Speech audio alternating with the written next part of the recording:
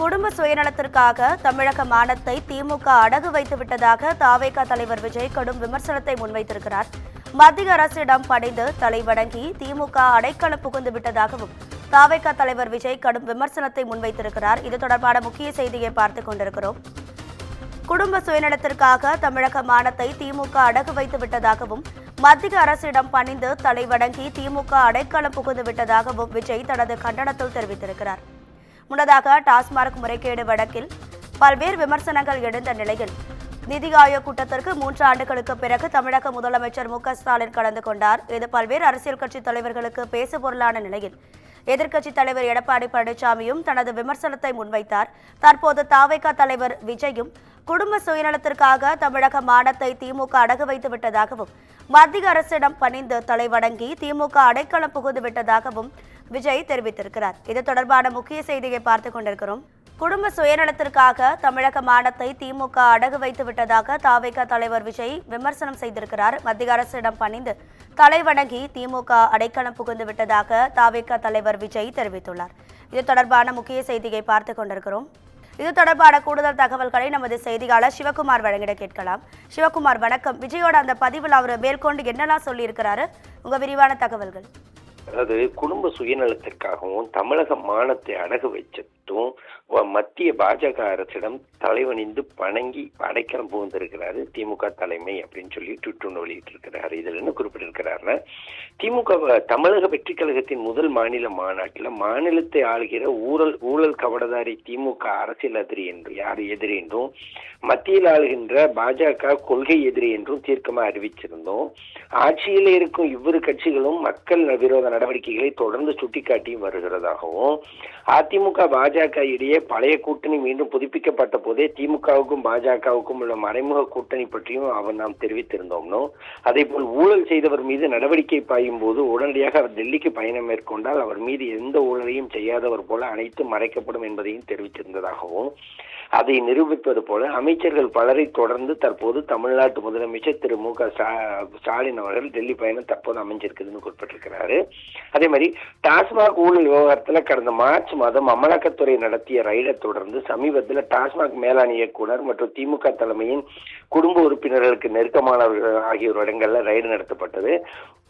இதனிடையே டாஸ்மாக் மீதான அமலாக்கத்துறை விசாரணைக்கு தடை கேட்டு உச்சநீதிமன்றத்தில் தமிழக அரசு மேல்முறையீடு செய்து இடைக்கால தடையும் வாங்கியிருக்கு.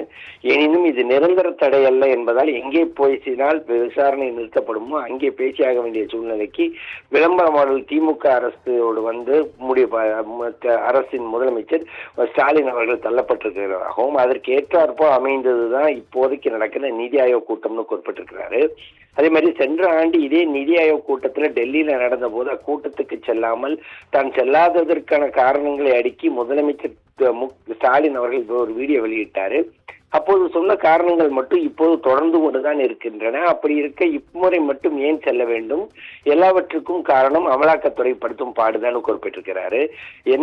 என்றைக்கு இருந்தாலும் அமலாக்கத்துறையோட நடவடிக்கை காலை சுற்றும் பாம்பு என்பதை உணர்ந்த முதல்வர் 1000 கோடி ரூபாய் ஊழலை தோண்டி எடுக்கப்பட்டால் அவர்களது குடும்பத்தினருக்கு ஆபத்து வந்துவிடும் என்ற அச்சத்தில் இந்த முறை நிதி ஆயோக் கூட்டத்தை காரணமாக வைத்து டெல்லி சென்றிருக்கிறாரோ, பிரதமரை வேறு தனியாக சந்தித்தாருன்னு சொல்லி தெரிவிச்சிருக்கிறாரு.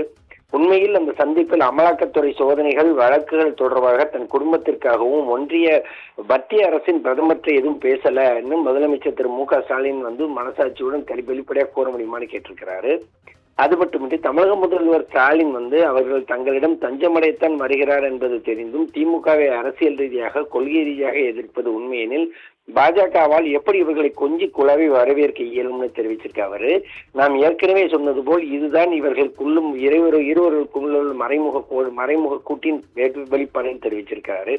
இச்சூழல்ல நிதி ஆயோக் கூட்டத்தில் கலந்து கொண்டவர்கள் புகைப்படம் ஒன்று வெளியிடப்பட்டது. அதை உற்று நோக்கினாலே பூனைக்குட்டி வெளியே வந்துவிடும் என்பது புலப்படும் என்று தெரிவித்ததோடு இல்லாம அந்த புகைப்படத்தில் பாஜகவுடனான வெளிப்படையான கூட்டணியில் இருக்கும் ஆந்திர முதல்வர் திரு சந்திரபாபு நாயுடு அவர்கள் ஒருபுறம் முன்வரிசையில் அமர்ந்து நிற்கிறார். அதே முன்வரிசையில் இன்னொரு புறம் தமிழ்நாட்டின் தற்போதைய முதல்வர் ஸ்டாலின் அவர்கள் நிற்கிறார். இதற்கு என்ன பொருள்? ஒருவருக்கு வெளிப்படை கூட்டணி என்பதால் முன்வரிசை, இன்னொரு மறைமுக கூட்டணி என்பதால் முன்வரிசை, இதுதானே உண்மைன்னு குறிப்பிட்டிருக்கிறாரு. இது சாதாரண நிகழ்வு போல் தோற்றம் கொண்டதாக காட்டப்பட்டுள்ளது. ஆனாலும் திமுக பாஜக இடையே மறைமுக கூட்டணியும் வேற அரசியல் வெளிச்சத்துக்கு வந்து விட்டதையே இது காட்டுகிறதுனும் இதன் பின் இதுதான் இருவருக்கும் பின் இருக்கக்கூடிய மிகப்பெரிய உண்மை அப்படின்னு சொல்லி தெரிவிச்சிருக்கிறாரு. மத்திய பாஜக அரசு வஞ்சிக்கும் போக்கை கண்டித்தும் பாஜக அரசில் இல்லாத மாநிலங்களின் முதல்வர்களுக்கு இந்த நிதி ஆயோக் கூட்டத்தை வந்து நிராகரிச்சிருக்கிறாங்க அப்படின்னு தன்னோட ட்வீட் பக்கத்துல தன்னோட அறிக்கையை வெளியிட்டிருக்கிறாருங்க. உங்க விரிவான தகவல்களுக்கு நன்றி சிவகுமார்.